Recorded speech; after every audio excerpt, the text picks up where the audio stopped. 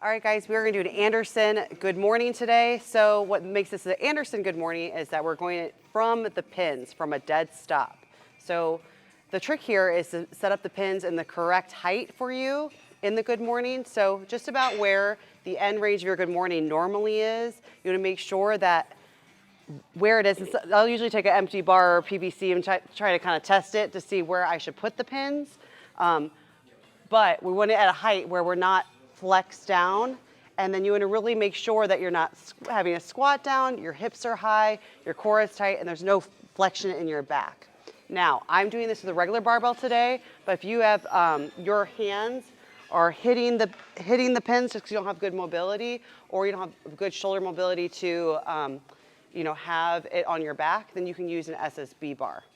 So I'm going to show you the setup. You want to make sure that you are with a deadlift stance width of your hips when you set up here. We don't need to be super wide, just where you normally do your conventional deadlift.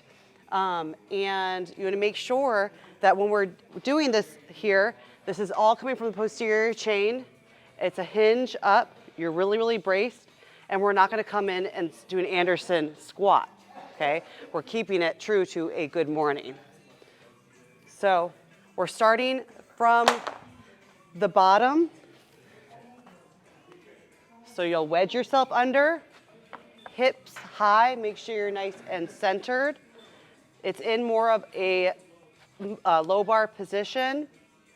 You want it up on your neck. You don't want it super low, okay, but just make sure it's a comfy spot. Hips up high, I'm in my deadlift stance. I'm gonna kind of wiggle around, make sure that everything's feeling right. Big brace, stand up with the weight, squeeze glutes. Okay, brace again, coming down, control the eccentric, gentle tap, brace, each rep, like so. Make sure you're really shooting those hips back, and again, not scooping up.